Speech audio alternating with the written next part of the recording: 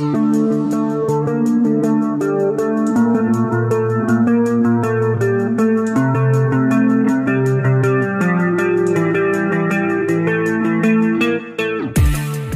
726. Tuan Muda Yang, kamu jawablah. Aku akhirnya sudah mengerti sekarang, mengapa kamu terus menundaku yang ingin mengajukan hak paten sesegera mungkin. Lu Meichen berusaha untuk mengontrol dirinya sendiri, lalu sudut mulutnya terangkat dan mencibir pada dirinya sendiri. Ternyata kamu sudah menebak bahwa Yang Zhangwo akan terburu-buru untuk mendaftarkannya, sehingga kamu sengaja membiarkannya kepadanya untuk membuatnya merasa bangga. Pada akhirnya, ketika Yang Zhangwo menutup pabrik kita, diperkirakan hanya kamu yang menyeringai di dalam hatimu, karena dengan cara ini, obat itu sudah tidak ada hubungannya dengan kita lagi. Kamu masih mencari waktu untuk menyebarkan informasi bahwa obat Fei Yue berbahaya. Apa yang kamu katakan itu benar dan masalah dari produk itu memang nyata, tetapi juga hanya kamu sendiri yang tahu bahwa sama sekali tidak ada orang yang akan mempercayaimu selama waktu itu. Mereka semua berpikir bahwa kamu merasa iri dan dendam, sehingga kamu memfitnahnya. Dengan cara ini, jika terjadi lagi masalah pada obat Fei Yue, maka itu benar-benar tidak ada hubungannya denganmu. Juga tidak ada orang yang bisa menyalahkanmu, bahkan kamu juga akan dipuji secara luas. Lu Meichen sengaja untuk tidak menyebut obat Yukin, karena saat mengatakan hal ini, dia takut akan merangsang dirinya sendiri dan emosinya akan berfluktuasi. Di dalam permainanmu, kami semua adalah bidak catur. Kamu tidak hanya memasukkan Yuking, Yang Zhangwo dan Ruanfu saja, tetapi kamu juga memasukkan departemen medis, Song Changwei dan lainnya. Ya Tuhan, Qin Lang, kamu benar-benar membuatku tak terduga.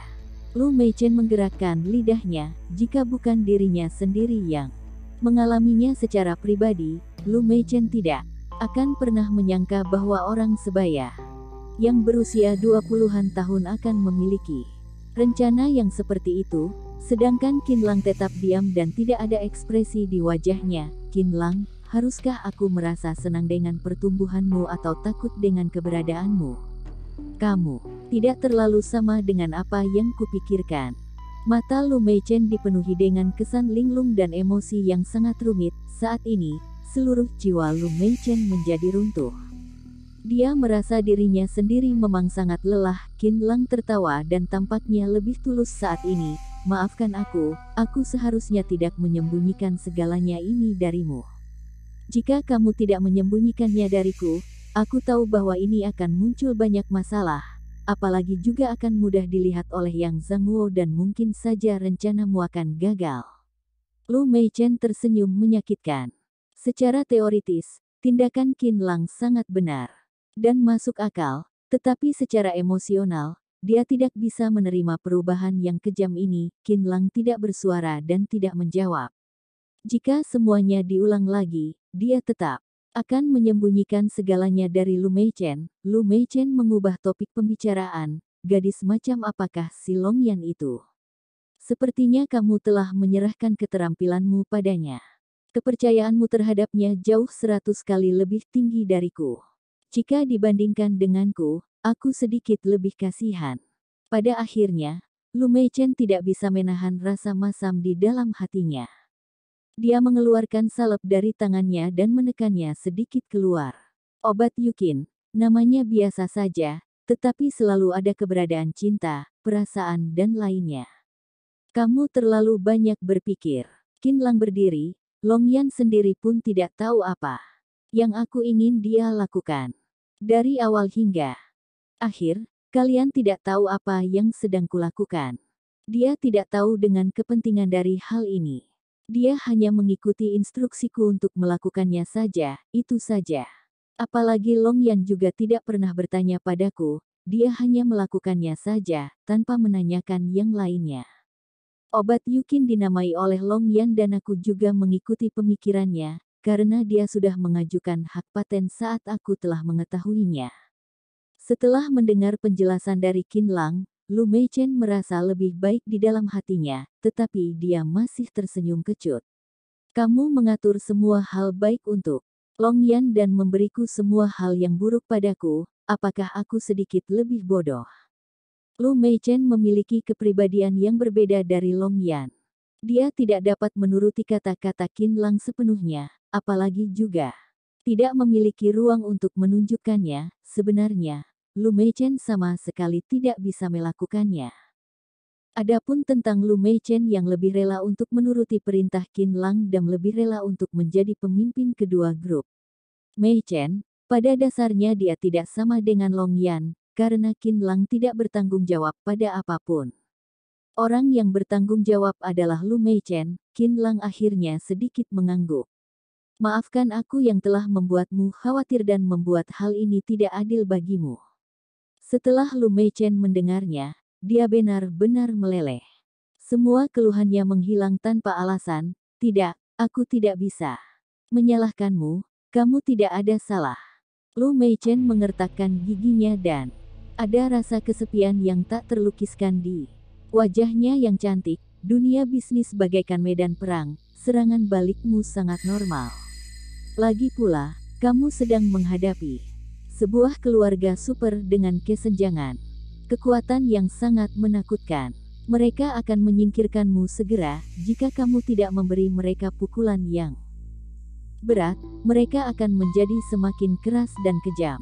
Hanya saja aku benar-benar tidak bisa menggabungkan dirimu saat ini dengan dirimu di dalam pikiranku, aku masih tidak bisa menerimanya untuk sesaat. Kata Lu Meichen sambil berdiri, lalu dia berjalan keluar dari klinik dan menghilang di dalam cahaya yang redup. Sosok bayangannya terkesan sepi dan sunyi, sedangkan Qin Lang juga tidak bermaksud untuk menahan Lu Meichen. Dia tahu bahwa ada beberapa hal yang dapat diselesaikan dengan cara ini.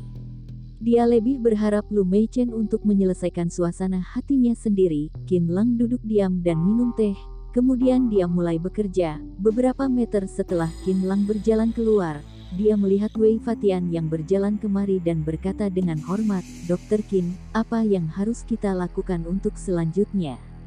Wei Fatian sangat mengagumi Qin Lang. Kekalahan yang sudah nyata telah dibalikkan oleh Qin Lang, apalagi kebalikannya ini cukup indah. Wei Fatian merasa penuh antusiasme sekarang.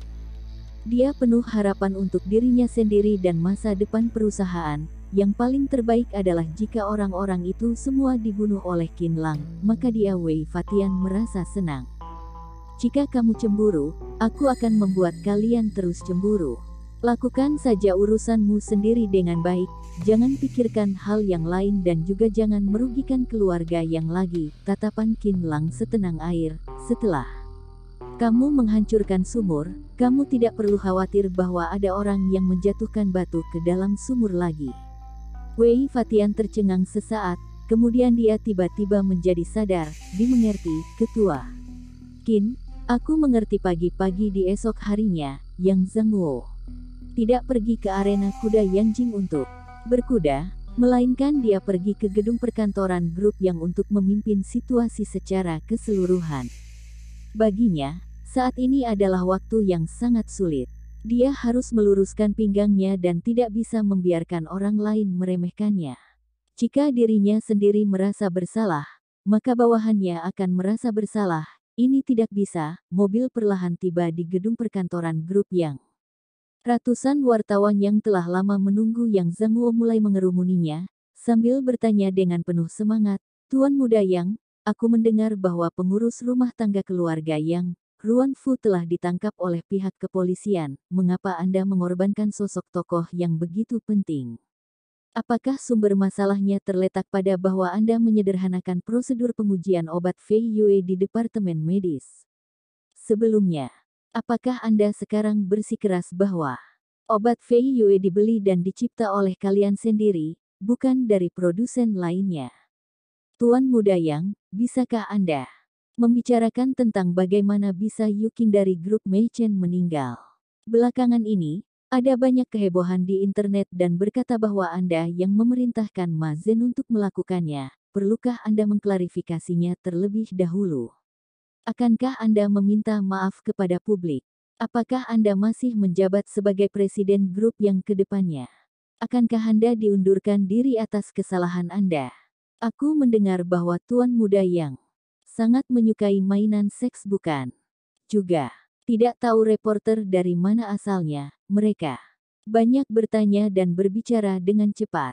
Tajam dan sama sekali tanpa belas kasihan. Semua kata-katanya berisi tentang ejekan.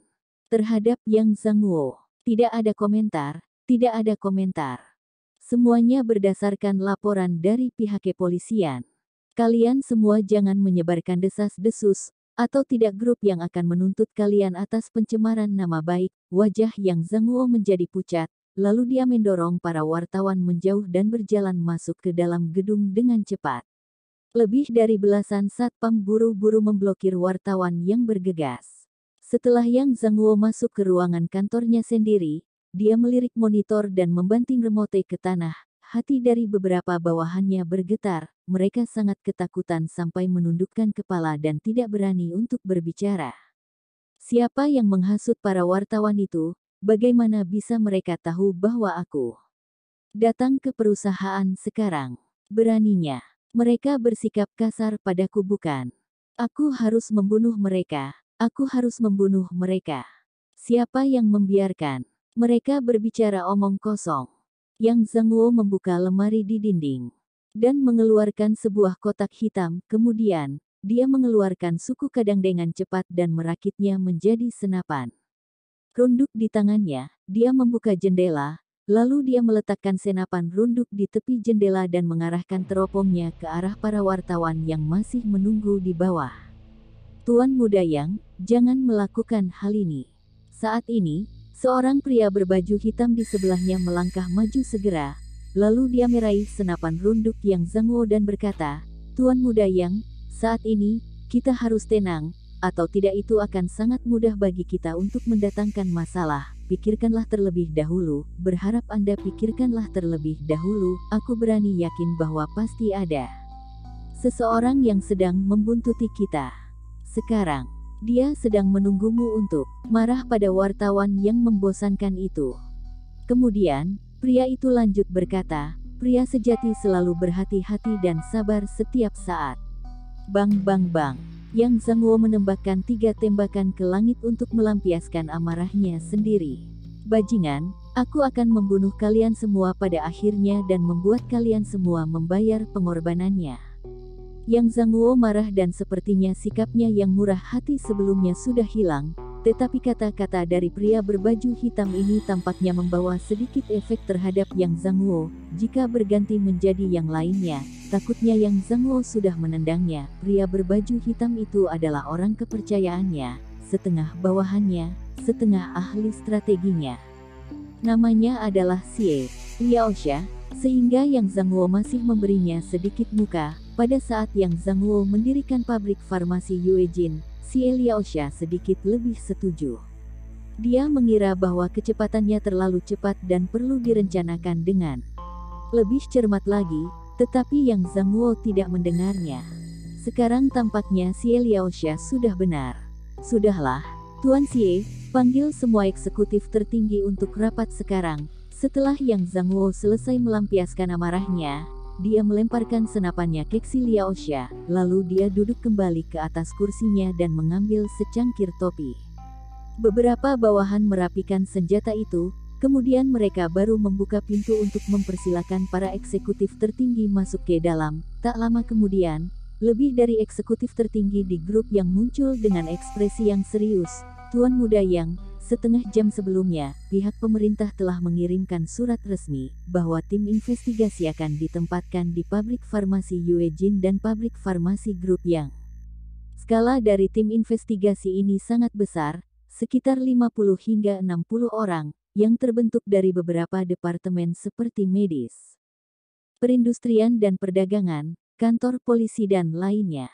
Levelnya sangat tinggi. Selain tim investigasi, ada puluhan orang farmakolog yang akan melakukan penyelidikan secara menyeluruh terhadap obat lain dari grup Yang. Selain itu, obat Feiyue yang diproduksi oleh pabrik farmasi Yuejin, selain yang telah digunakan, semua produk lainnya telah dikembalikan. Totalnya ada 30 pelanggan yang meminta pengembalian uang dari kita dan membayar kompensasi yang sangat besar. Bersama dengan obat-obatan lainnya yang diproduksi oleh grup Yang, sebagian besar penerima barang sekarang juga sedang meminta pengembalian produk, bahkan jika tidak ada masalah terhadap kualitas ataupun kontraknya telah ditandatangani, mereka juga akan tetap mengembalikannya. Masalahnya telah berkembang hingga sekarang.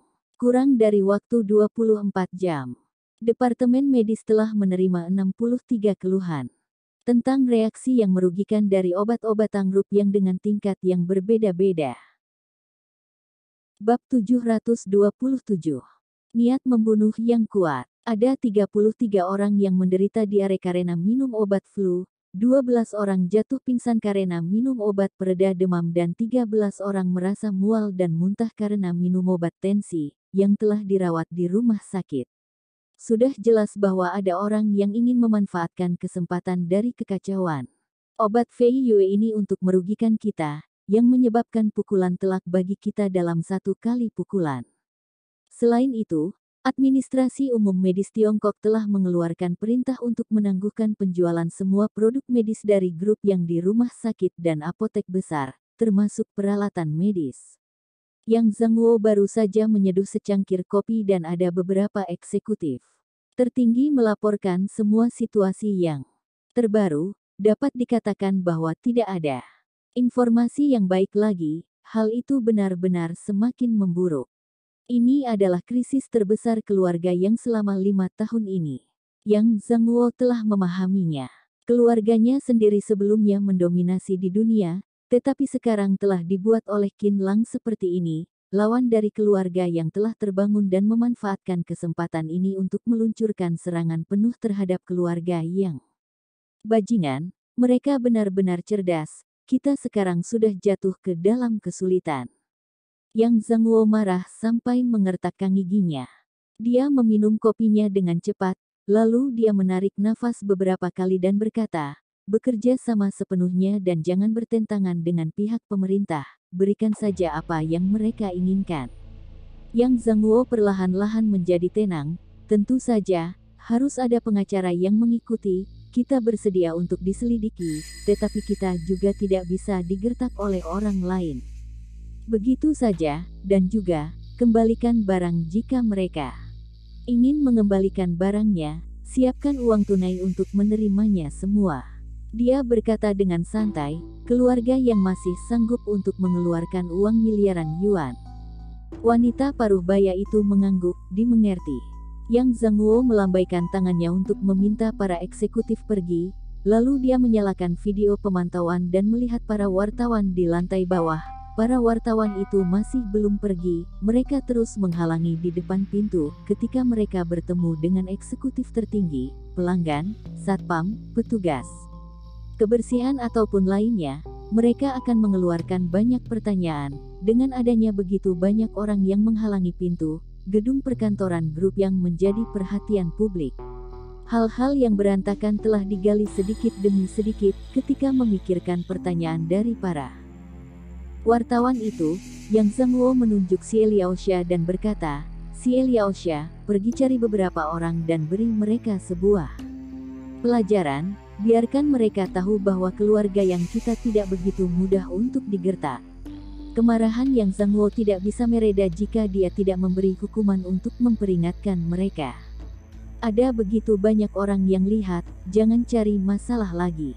Saat ini, Yang Xinke mendorong pintu ruangan dan berjalan masuk ke dalam, lalu dia melambaikan tangan untuk meminta Xie Liaoxia dan lainnya keluar. Lebih baik kita selesaikan masalah ini terlebih dahulu. Paman Xin. Ketika melihat Yang Xinke yang muncul, Yang Zhangguo buru-buru bangkit untuk menyapanya. Bagaimana dengan situasi Ruanfu? Pada saat yang bersamaan, dia mengedipkan mata pada Xie Liaoxia dan mengisyaratkannya untuk lanjut melaksanakan instruksinya. Xie Liaoxia membawa orang pergi keluar dengan cepat. Aku tidak tahu dengan situasinya secara spesifik, tetapi menurut kesetiaannya padamu, dia pasti akan menanggung segalanya. Yang Xinke berjalan ke depan kaca jendela, setidaknya, dia tidak akan mempersulitmu secara permukaan, tidak sia-sia bagi kita untuk berakting kemarin. Yang Zhangguo awalnya terdiam dan tidak peduli pada kata-kata Yang Xinke. Dia menunjukkan rasa bersalah di matanya untuk Ruanfu, kemudian, dia berkata, mengapa Tuan Song ikut campur tangan dalam masalah ini? Tanpa adanya dia yang menandatangani perintah ini secara pribadi, segalanya akan lebih mudah untuk ditangani. Meskipun masalah ini sangat besar, tetapi jika tidak ada tanda tangan dari Song Changwei, akan ada lebih banyak ruang lagi untuk beroperasi, seperti memberi kompensasi sebesar 800 juta atau 1 miliar yuan dan menawarkan perawatan medis untuk Ruan Fu. Jangankan Yang Zhangwo yang ingin melakukannya sekarang, bahkan dia pun tidak bisa melihat Ruan Fu. 2 tujuan. Yang Sinke menyingkirkan agresifnya yang kemarin, lalu dia melihat lalu lintas yang sibuk di luar jendela dan menjawabnya. Pertama, ini melibatkan keselamatan publik, ribuan orang mengalami kecelakaan pada saat yang bersamaan dan juga masih ada 5.000 orang yang berpotensi berbahaya. Bagaimanapun, pihak pemerintah harus menanyakan hal ini. Kedua, 5 keluarga besar kita telah menjadi pusat perhatian pada tahun ini, apalagi generasi muda keluarga kita juga telah melakukan banyak hal buruk, yang telah membangkitkan kebencian publik, sehingga Tuan Song secara pribadi ikut turun tangan dan sekaligus mengkritik kita. Ketiga, ini adalah sebuah alasan yang paling penting, yaitu departemen yang terkait dari administrasi medis telah mengincar obat bintang 6.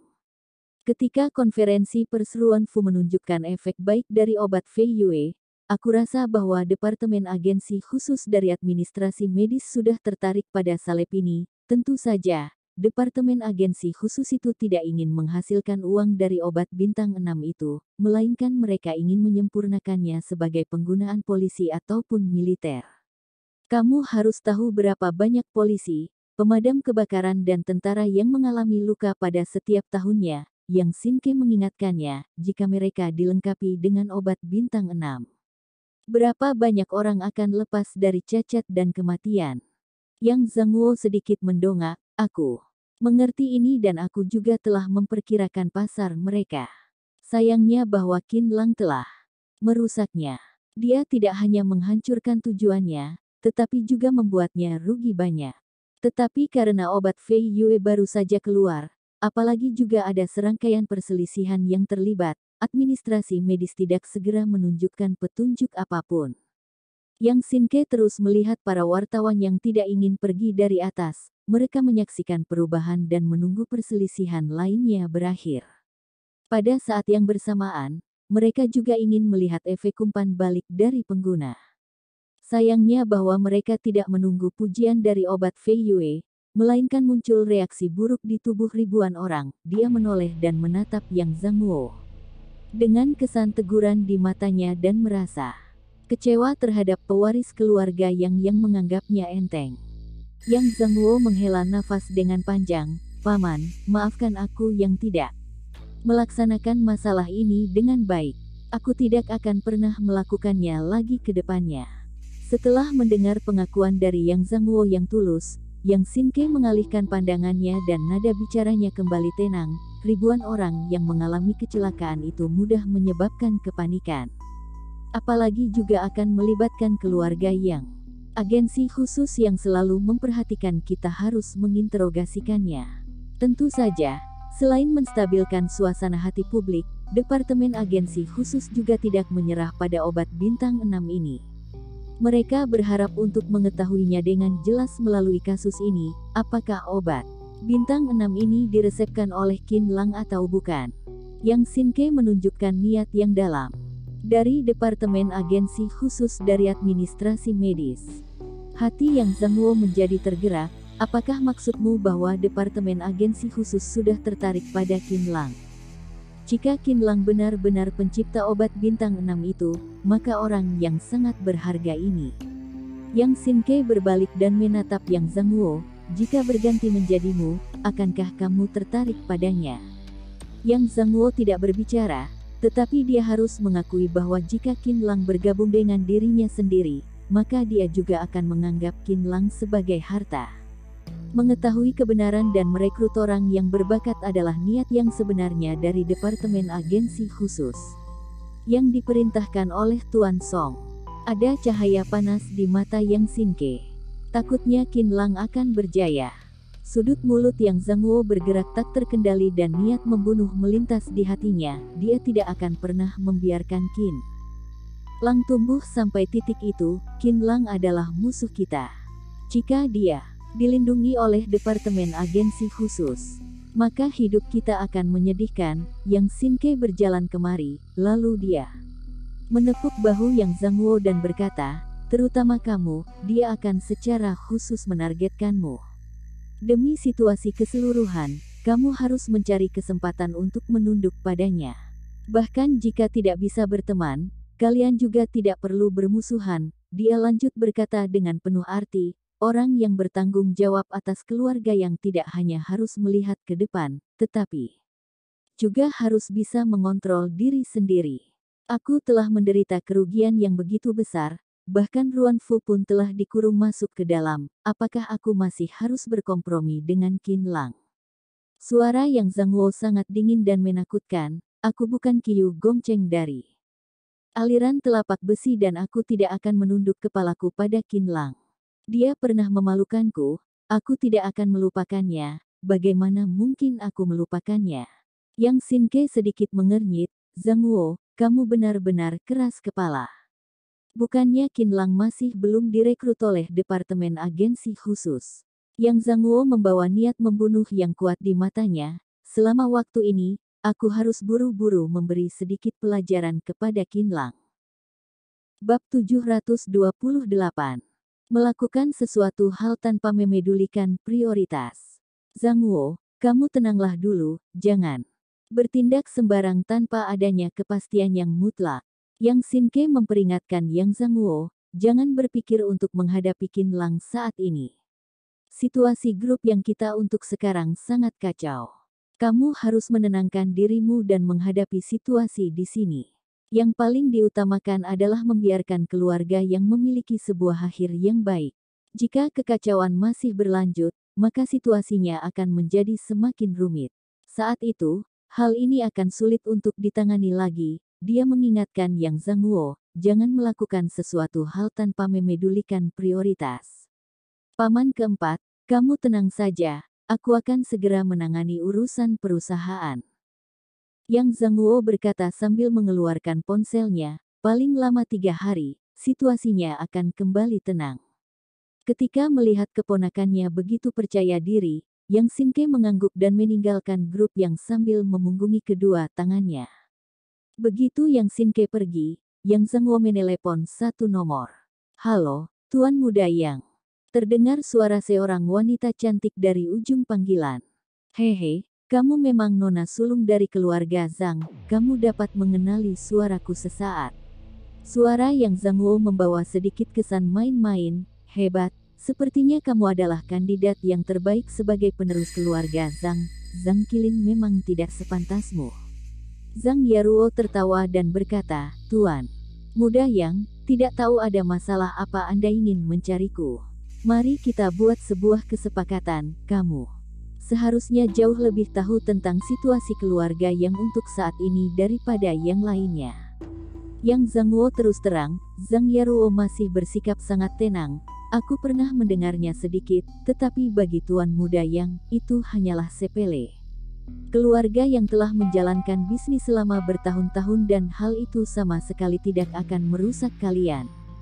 Tuan Muda Yang, diperkirakan bahwa kamu juga tidak terlalu memedulikannya. Jangan bicara seperti itu. Yang Zhang Wo segera memahami inisiatif kata-katanya. Aku ingin menghentikan masalah ini dalam waktu yang sangat singkat. Aku ingin meminta bantuan dari Nona Shang untuk mencari tahu dalang dari masalah ini di belakangku, kemudian berilah aku sebuah pegangan yang dapat menghancurkannya secepat mungkin. Tentu saja, aku tidak akan membiarkanmu melakukannya dengan sia-sia.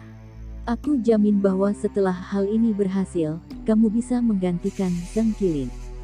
Aku akan sepenuhnya mendukung operasimu dan mendukungmu menjadi penguasa di keluarga Zhang. Nona Zhang, bagaimana menurutmu? Nada bicara yang Zhang Wo tampaknya biasa saja, tetapi itu malah membawa ketegasan yang tidak perlu dipertanyakan lagi. Tidak ada jawaban apapun di ujung panggilan untuk sementara waktu, mungkin saja sedang berpikir dan hening sesaat. Setelah sekian lama, Yang Zhang Wo menjadi sedikit tidak sabar.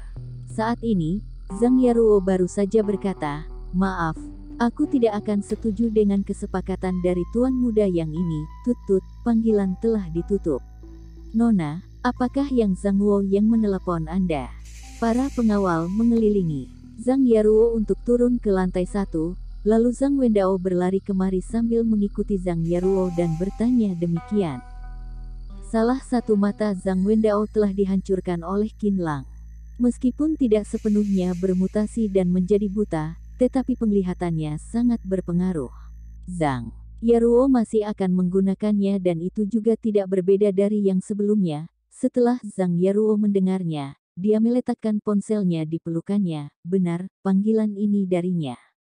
Zhang Yaruo sedikit mengernyit, keluarga yang sudah hancur sekarang, bukannya mereka sedikit bodoh untuk menentang kita sekarang. Zhang Yaruo sangat tahu dengan kegilaan Yang Zhang Wo, tetapi saat ini, Yang Zhang Wo seharusnya tidak akan membuat terlalu banyak musuh.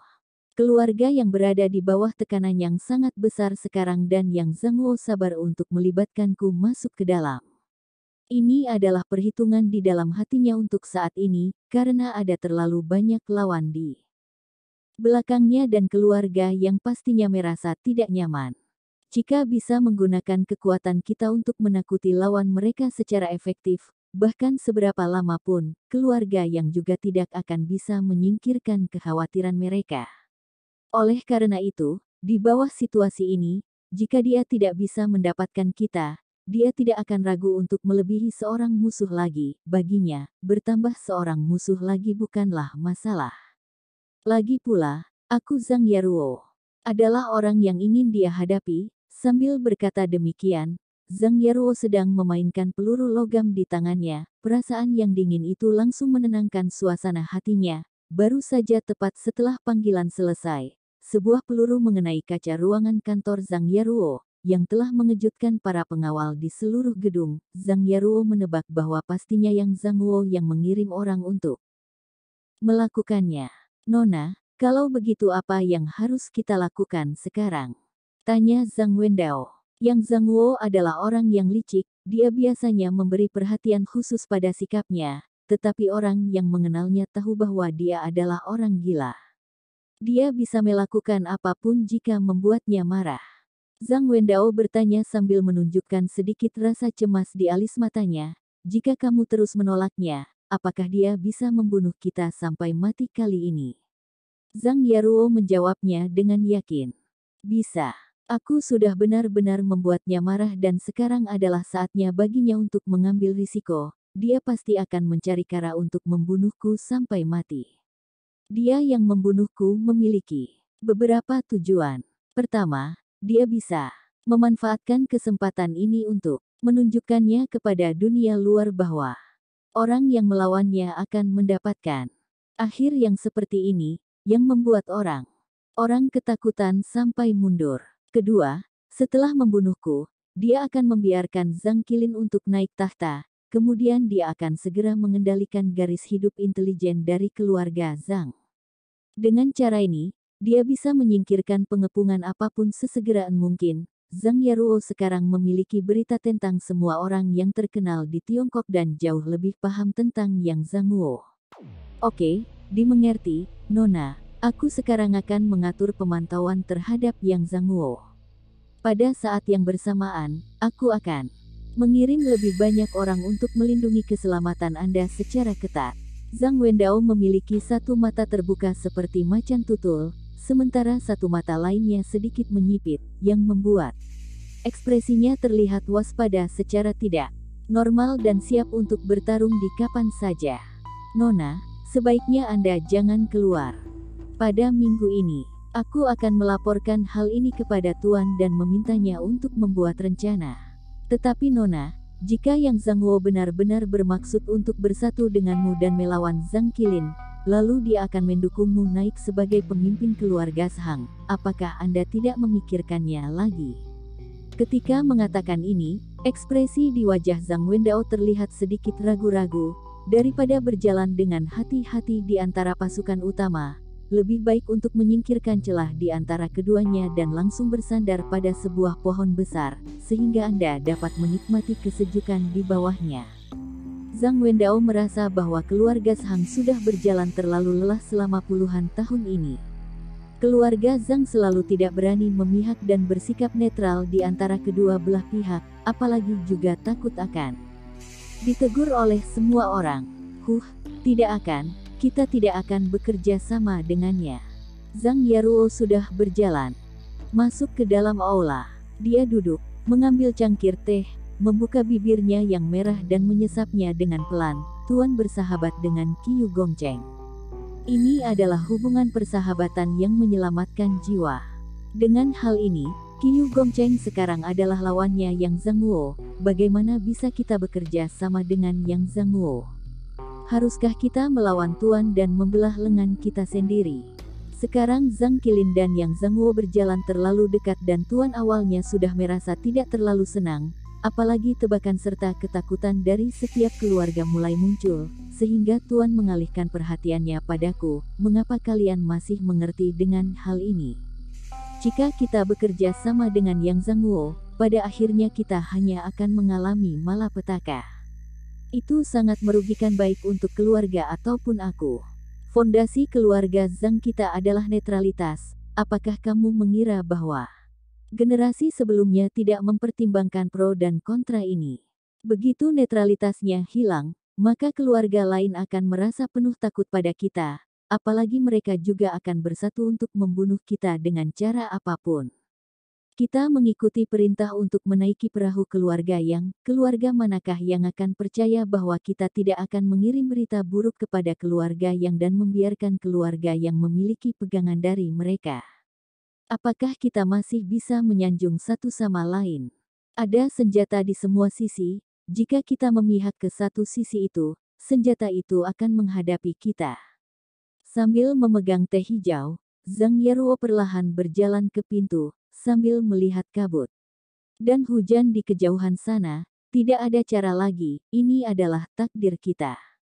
Nona, Anda tenang saja, kali ini Tuan Zhang dan lainnya pasti akan mendapat dukungan yang kuat dari komunitas Xin. Zhang Wendao menghiburnya, dengan adanya perlindungan dari komunitas Xin, keluarga lainnya hanyalah sepele. Mereka juga tidak akan berani melakukan serangan penetrasi lagi dengan kita.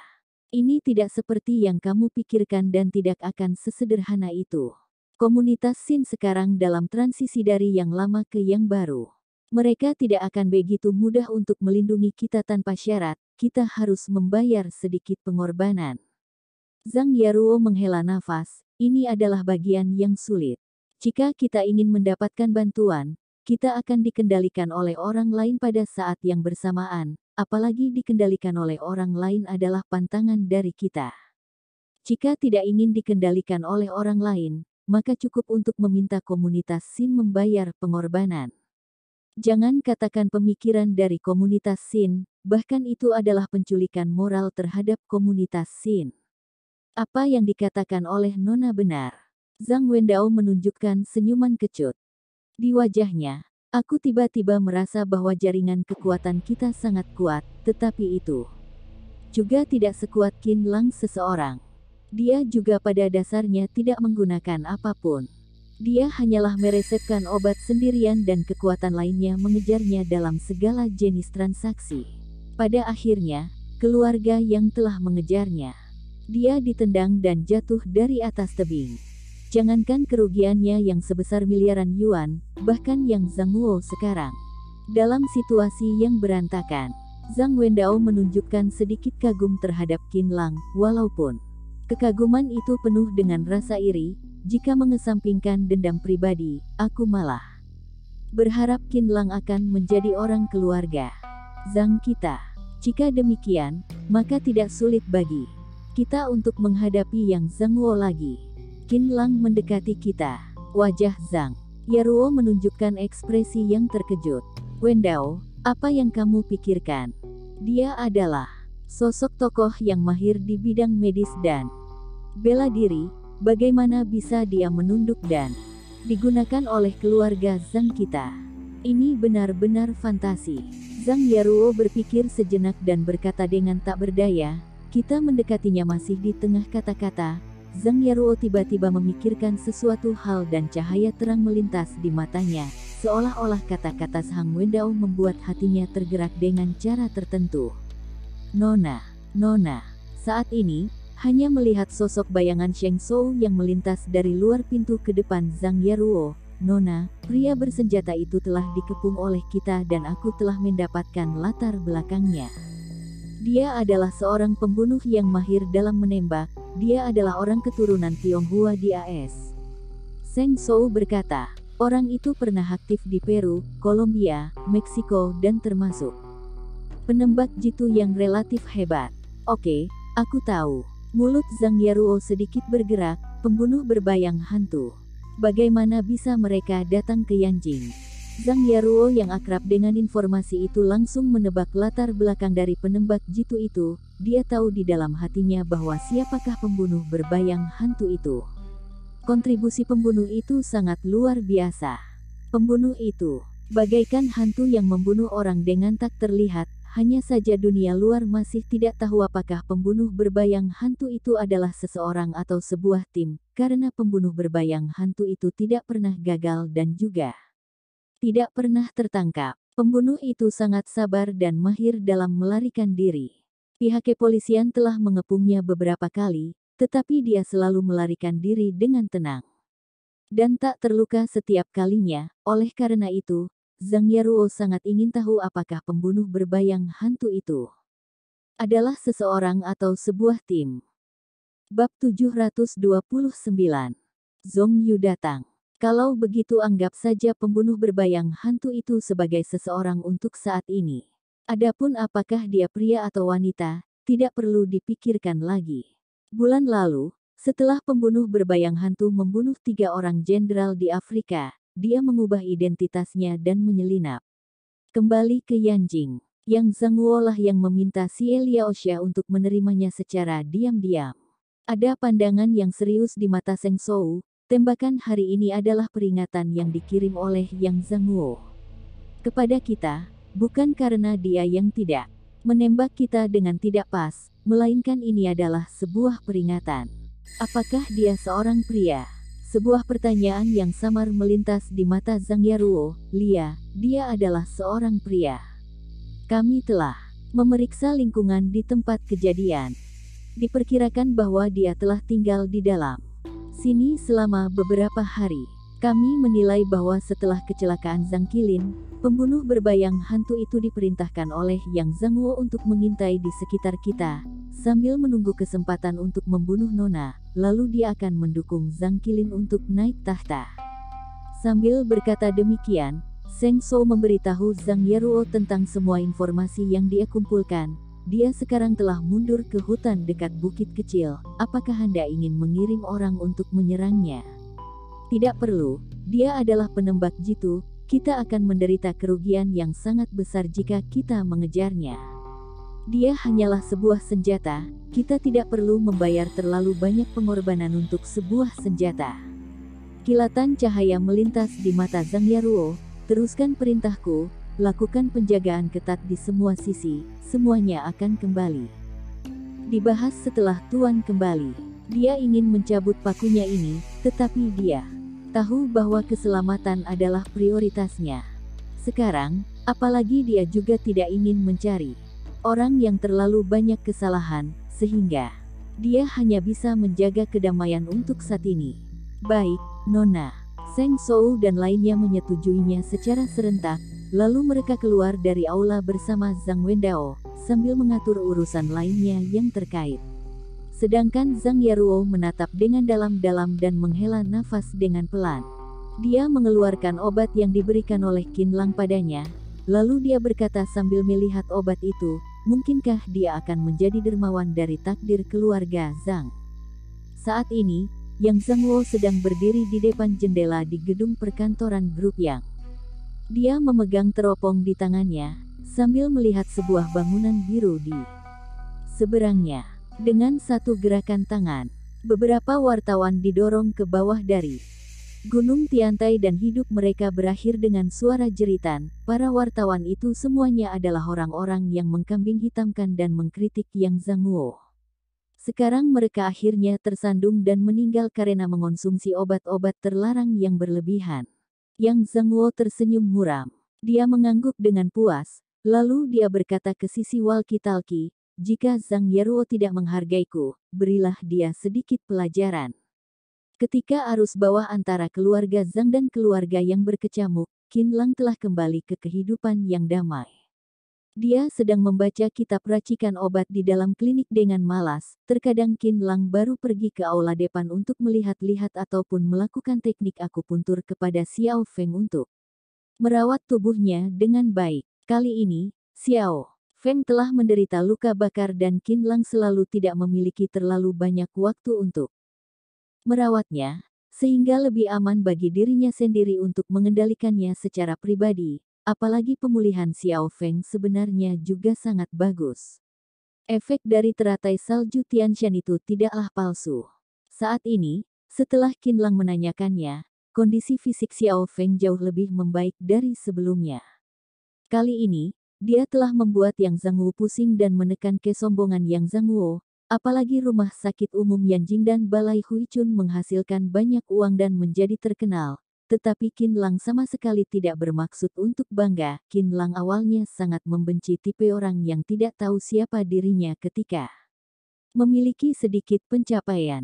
Sifatnya dari lahir selalu seperti ini, polos dan tidak menyukai terlalu sedih ataupun gembira. Qin Lang juga menelepon Song Changsing secara pribadi untuk menghapus semua laporan berita tentang dirinya sendiri. Agar Balai Huichun tidak akan diganggu oleh beberapa orang yang non-profesional dan orang yang suka menanyakan urusan pribadi orang lain. Hidup di bawah mata orang jauh lebih buruk daripada memiliki kehidupan yang riang dan nyaman. Sekitar jam 3 sore, sebuah mobil Porsche merah melaju kemari dan berhenti di depan pintu Balai Huichun. Kemudian, pintu mobil terbuka dan memperlihatkan seorang gadis dengan temperamen yang sangat elegan. Dengan penampilannya yang seperti bidadari, gadis itu mengenakan pakaian congsam merah dengan sosok tubuhnya yang indah. Dia tidak kurus ataupun tidak gemuk. Dia memiliki gaya berjalan yang ringan dan sikap yang anggun. Ada tas kecil yang indah yang tergantung di lengannya yang halus. Seluruh auranya tiba-tiba menyelimuti seluruh klinik dan mata dari semua orang tertuju pada wanita cantik itu. Sedangkan di samping wanita cantik itu juga ada seorang gadis yang cantik. Gadis itu memiliki pesona yang sama, dengan senyuman di sudut mulutnya dan wajahnya yang menawan. Dia mengenakan gaun hitam, seolah-olah dia akan pergi menghadiri pesta malam. Ada berlian seukuran telur yang berkilau di antara lehernya dan ada kesan polos yang sangat bahagia di matanya. Qin Lang, Qin Lang. Wanita cantik kecil yang menemani wanita cantik besar itu berjalan cepat sambil melihat sekeliling dengan tatapan yang penasaran dan berteriak dengan pelan. Sosok tubuh mereka sangat menawan, bahkan Lin Shaoxiong yang berdarah besi dan tidak terlalu banyak berurusan dengan wanita juga tidak tahan untuk tidak melirik mereka. Benar, orang yang datang adalah wanitanya Qin Lang, Zhong Yu, gadis yang tampaknya bahagia di sebelah. Zhong Yu adalah bintang yang terkenal dengan julukan peri kecil, Yun Qingqing. Sekian lama tak bertemu, wajah Zhong Yu terlihat lebih dewasa dan cakap dari sebelumnya, bahkan temperamennya juga lebih tenang dari sebelumnya, apalagi juga ada kesan mewah yang belum pernah ada sebelumnya, yang terlihat sedikit berbeda dari gadis yang muda dan polos itu. Hanya saja dia terlihat lebih cantik dan penuh pesona, bahkan gadis seperti Yun Qingqing si peri kecil juga sedikit lebih kalah. Siapakah Yun Qingqing?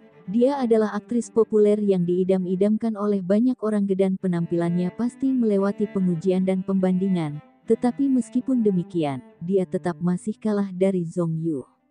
Juga tidak heran bahwa Zhong Yu diselamatkan oleh Qin Lang dengan kitab racikan obat, karena kesan norak memang sudah lama menghilang dari tubuhnya. Jika orang-orang tidak memiliki konsep dengan kata peri, selama mereka melihat Zhong Yu, maka hati mereka akan memahaminya secara spontan. Qin Lang tercengang. Dia tidak menyangka bahwa mereka berdua akan datang begitu cepat. Mereka baru saja mengobrol di ponsel, lalu dia buru-buru berdiri dan menyapanya sambil tersenyum. Dia dan Zhong Yu telah mengalami hal yang berbeda sekarang. Meskipun Qin Lang telah bekerja dengan tenang demi Zhong Yu, pada dasarnya dia telah menghilangkan beberapa detail yang mendebarkan untuk Zhong Yu, tetapi Zhong Yu sangat mengkhawatirkannya. Ketika dia mendengar bahwa Qin Lang sedikit santai, dia segera bergegas kemari. Semua orang menjadi terkejut. Bahkan juga ada beberapa orang yang telah mengeluarkan ponsel dan menekan tombol potret secara diam-diam. Yun Qingqing lebih dikenal oleh banyak orang, sedangkan Zhong Yu bahkan lebih cantik. Jika Qin Lang tidak ada di tempat, diperkirakan bahwa semua orang akan mengepungnya kemari. Yuer, apakah kamu santai hari ini? Salahkan aku yang baru memberitahumu. Alamat Balai Huichun sekarang. Adapun tentang Yun Qingqing, Qin Lang hanya tersenyum padanya tanpa mengatakan apapun. Yun Qingqing juga sangat peka dan berdiri di samping sambil melihat sepasang orang itu dengan penuh minat. Yun Qingqing tidak menyangka bahwa Qin Lang benar-benar terampil dalam bidang medis. Tampaknya keterampilan medisnya bagus, karena ada banyak orang yang keluar masuk di sini. Tetapi sebenarnya saat ini sudah sore hari dan periode puncaknya telah berlalu. Kekayaan bersih Yun Qingqing telah meningkat pesat selama waktu ini. Sebuah drama yang hit baru saja membuat popularitas Yun Qingqing melambung. Dia biasanya berjalan di jalan dengan kacamata hitam dan membungkus dirinya dengan erat, tetapi ketika Zhong Yu muncul, Yun Qingqing benar-benar menjadi orang yang kedua, karena mata dari sebagian besar orang tertuju pada Zhong Yu. Sebaliknya, malah tidak ada orang yang datang untuk meminta tanda tangan Yun Qingqing ataupun berteriak dan lainnya. Yun Qingqing merasa sangat aneh dan nyaman. Dia seolah mendapatkan kehormatan yang sangat besar bahwa tidak ada orang yang datang mencarinya, yang membuatnya tenang untuk sesaat, karena dia selalu dikelilingi oleh banyak orang sepanjang hari untuk berpotret, yang membuatnya kelelahan setiap harinya. Saat ini, ketika Yun Qingqing bertemu dengan Qin Lang, dia jauh lebih bersemangat daripada Zhong Yu. Qin Lang adalah dermawannya dan dia selalu ingat di dalam hatinya, bahkan juga ada beberapa perasaan yang tak terkatakan di dalam hatinya. Aktris lini pertama itu tersenyum sambil melihat Zhong Yu dan Qin Lang yang sedang mengobrol. Ini awalnya merupakan gambaran yang sangat berdampak secara visual. Nyonya, mari kita makan malam bersama malam ini. Aku akan membiarkan kakakku untuk menyajikan kerang salju kukus. Sambil berkata demikian, Qin Lang menyapa semua orang. Semua staf di dalam aula bergegas kemari dan meninggalkan tugas yang paling penting di tangan mereka untuk menyambut Zhong Yu dan Yun Qingqing, terutama Xiao Feng. Ketika dia menyentuh tangan Zhong Yu yang halus, dia melompat-lompat dan air mata di matanya hampir saja jatuh menetes ke bawah. Semua staf tiba-tiba menyadari bahwa Zhong Yu adalah orang yang paling dihormati dan dipedulikan oleh Qin Lang, karena ada banyak tamu wanita yang telah datang sebelumnya. Mereka selalu bekerja di posisi mereka sendiri dan tidak ada orang yang meninggalkan posisi mereka untuk menyambutnya. Zhong Yu bersikap murah hati dan memberi salam sederhana dengan semua orang. Dia rendah hati dan lembut, yang membuat orang terkesan baik padanya dan diam-diam memuji Qin Lang yang beruntung untuk memiliki pacar yang cantik dan baik hati. Setelah semua orang bubar, Qin Lang merasa bahwa dirinya sendiri sedikit mencolok. Kuncinya adalah ada banyak pasien yang menatap Zhong Yu dan Yun Qingqing dengan pandangan yang mesum. Ketika Qin Lang hendak ingin mempersilakan kedua wanita cantik itu ke belakang aula, Zhong Yu berkata, "Alang, aku juga sekaligus datang ke sini untuk mencarimu berobat." Sejak menduduki posisi ketua Dewan Komisaris di perusahaan pengembang properti kompleks mewah Fudong, meskipun iklim dan kualitas dari rumah itu diciptakan oleh Qin Lang, apalagi jumlah pelanggan juga pertama kalinya dikembangkan oleh Qin Lang, tetapi detail dan prosedurnya sangat rumit. Pekerjaan yang banyak ini membuat waktu Zhong Yu jauh lebih berharga daripada yang lainnya. Ditambahkan dia yang harus pergi kuliah, sehingga dia dan Qin Lang jarang bertemu satu sama lain untuk belakangan ini, yang merupakan waktu yang sangat tidak biasa di antara mereka. Tidak ada cara lagi, terlalu sibuk, apalagi Zong Yu juga melakukan sesuatu hal dengan sangat serius. Sekarang kompleks mewah Fudong telah sepenuhnya berada di jalur yang benar dan sebagian besar rumahnya telah terjual. Dapat dikatakan bahwa ini adalah sebuah keajaiban di dalam waktu yang sesingkat itu. Zong Yu adalah orang yang relatif pendiam. Dia ingin merangkul lengan Qin Lang, tetapi setelah dia melihat sekeliling, dia hanya bisa menyerah dengan tak berdaya. Dia merasa sedikit malu saat dilihat oleh begitu banyak orang. Ada apa? Qin Lang merasa sedikit aneh. Setelah perawatan sebelumnya, dapat dikatakan bahwa Zong Yu pasti tidak akan menderita penyakit yang serius lagi. Energi sejati yang telah dilatih oleh Qin Lang sudah lama dimasukkan ke dalam tubuh Zong Yu. Mungkin saja akan menderita flu ringan di tubuh khususnya, tetapi sudah pastinya dia tidak akan menderita penyakit yang serius lagi. Saat ini, Yun Qingqing maju selangkah dan mengedipkan mata pada Qin Lang.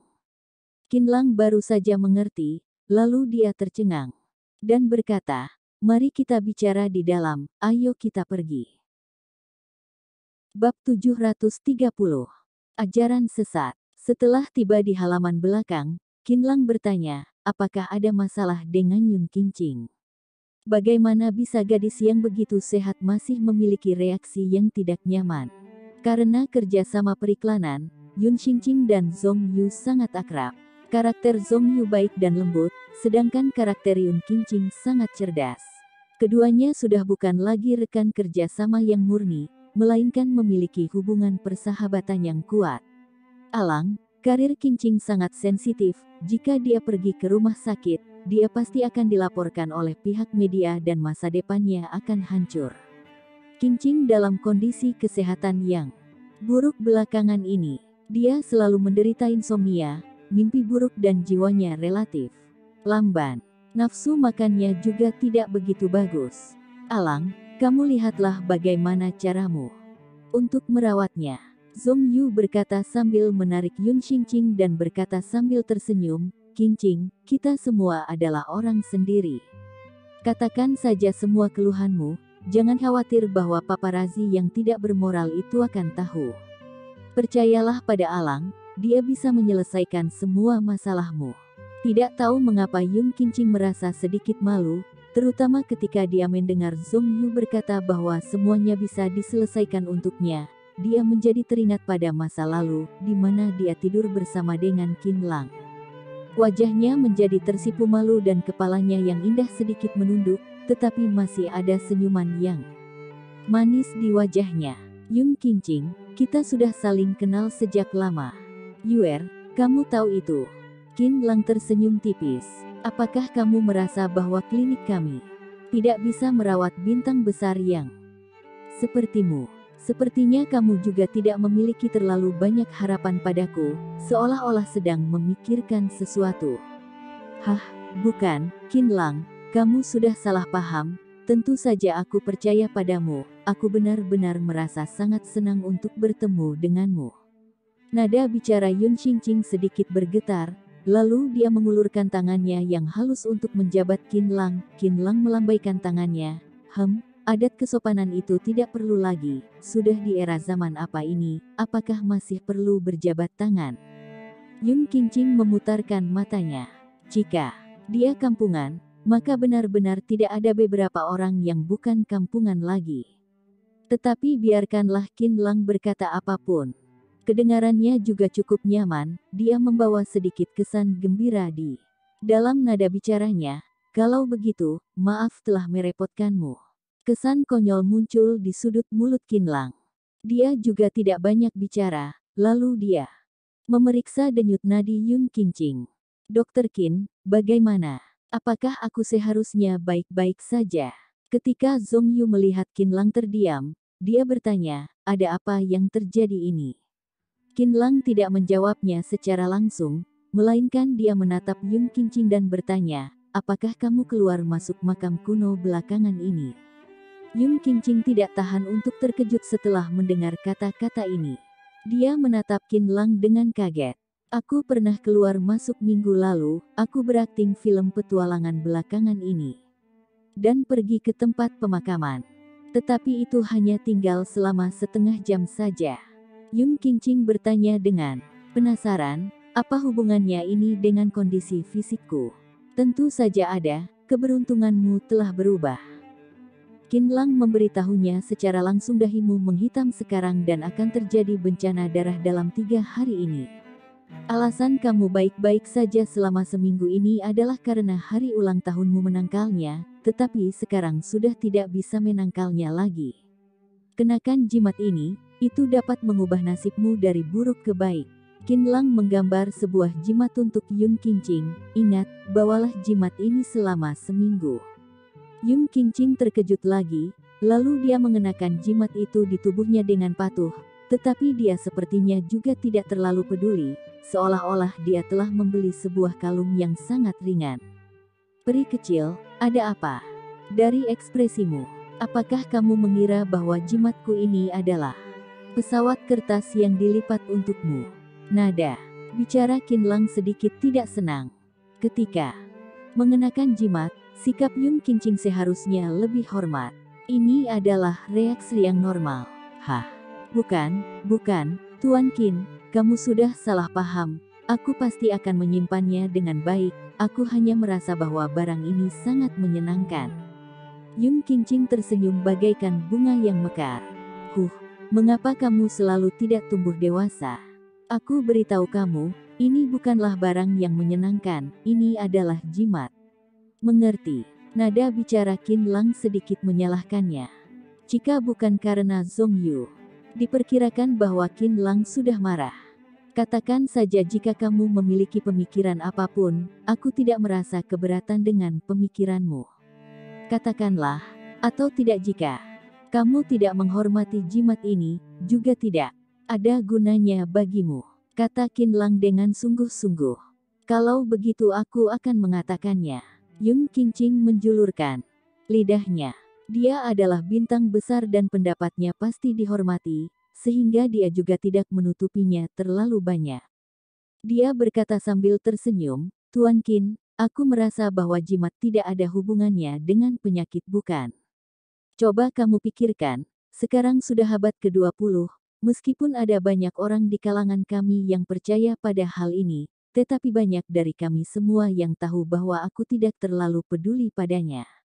Butuh banyak keberanian bagi Yun Qingqing untuk mengatakan ini, lalu dia melirik Zhong Yu sambil tersenyum di wajahnya. Setelah mengkonfirmasi dukungannya, dia baru mengatakan pendapatnya sendiri. Itu juga bukan tidak menghormati Qin Lang. Setelah debut Yun Qingqing, tidak percaya pada kepercayaan adalah sebuah labelnya yang penting.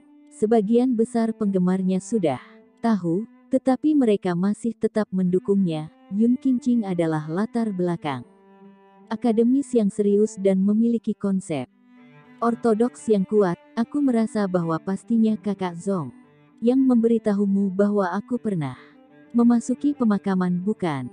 Hehe. Yun Qingqing menutupi mulutnya sambil tersenyum. Dia terlihat sangat berbeda dari temperamennya yang mengendalikan segalanya di atas panggung. Dia terlihat seperti gadis kecil yang suka tertawa. Qingqing, omong kosong apa yang kamu bicarakan? Bagaimana bisa aku menceritakan hal ini pada Alang? Zhong Yu menyentuh kepala Yun Qingqing yang indah, lalu dia tersenyum dan menggelengkan kepalanya. Qin Lang juga menggelengkan kepalanya dengan tak berdaya.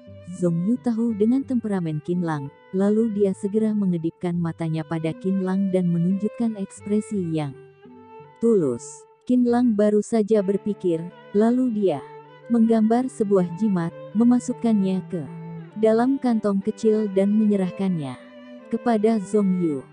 Kamu berjalan dekat dengannya, bantu dia jaga jimat ini dengan baik-baik, agar tidak terjadi masalah padanya. Zhong Yu menjawabnya dan menerimanya, lalu dia melirik Yun Qingqing dengan pandangan yang menyalahkan. Saat ini, Yun Qingqing hendak ingin mengatakan sesuatu, tetapi Qin Lang mendinginkan wajahnya dan sama sekali tidak peduli pada dirinya sendiri, yang membuat dirinya sendiri terkejut. Ini adalah pandangan yang membunuh orang tanpa berkedip.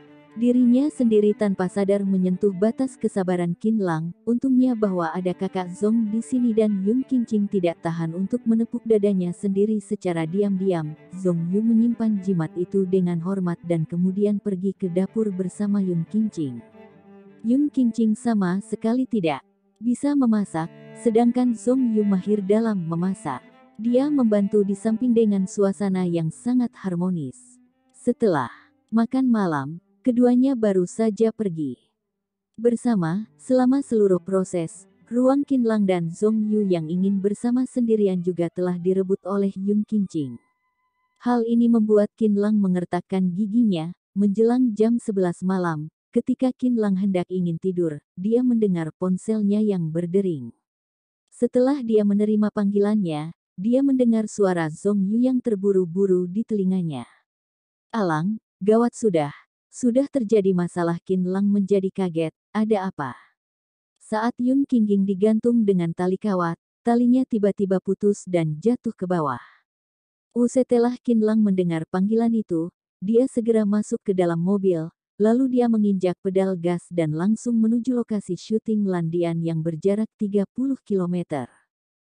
Setengah jam yang lalu, Yun Qingqing syuting video peri yang terbang di atas langit dan terbang di bawah sinar bulan. Tetapi tali yang tergantung di tubuhnya tiba-tiba putus dan jatuh dari ketinggian ke bawah.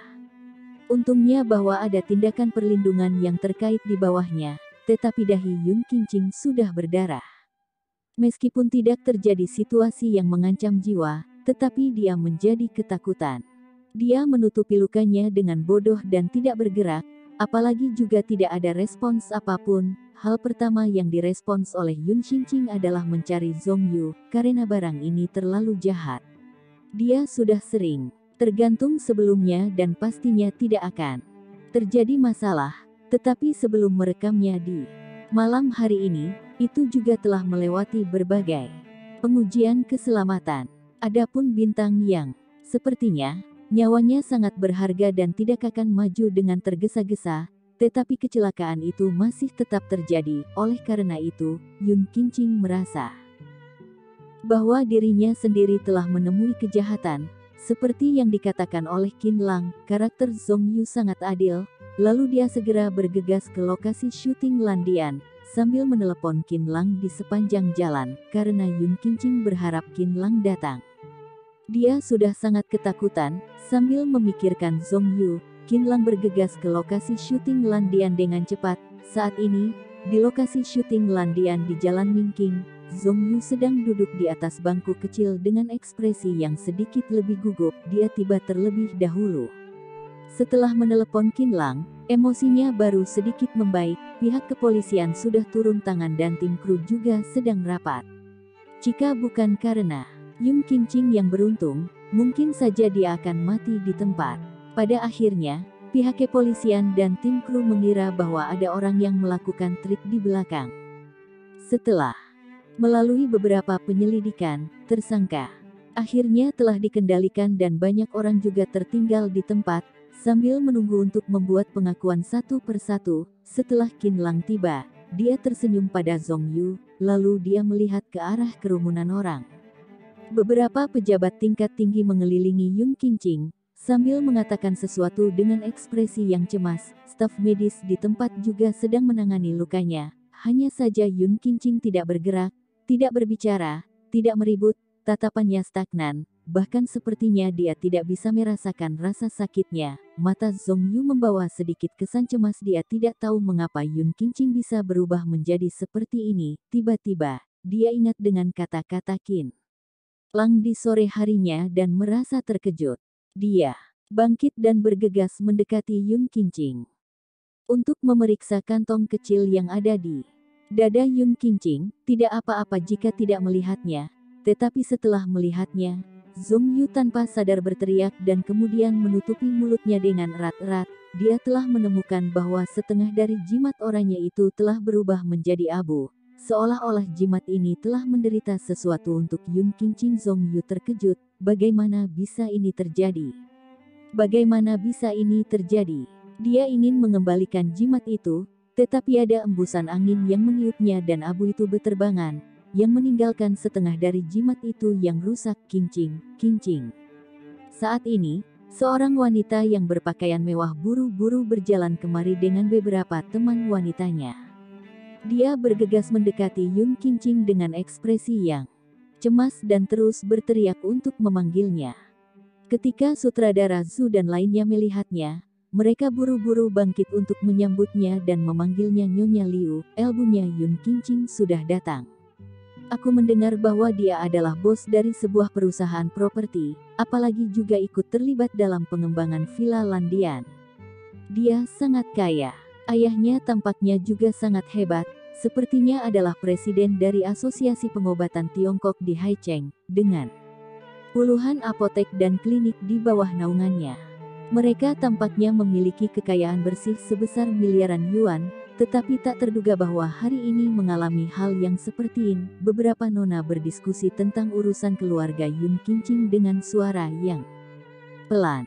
Mereka tampaknya iri dan juga cemburu ketika mengatakan ini. Nyonya Liu dan lainnya mengutuk sutradara Zhu, seolah-olah seperti kakek yang sedang mengajari cucunya sendiri. Sutradara Zhu menjelaskannya sambil menatap Yun Kincing, seolah-olah dia sedang menceritakan kronologi dari masalah ini. Sepertinya tidak ada persimpangan apapun dari masalah ini. Setelah Nyonya Liu menanyakan beberapa pertanyaan, dia sangat marah, tetapi dia juga tidak mengatakan apapun untuk saat ini. Setelah Yun Kincing bangun dari kondisi koma, setelah hasil penyelidikan dari pihak kepolisian sudah keluar, mungkin saja semuanya ini akan menjadi lebih jelas.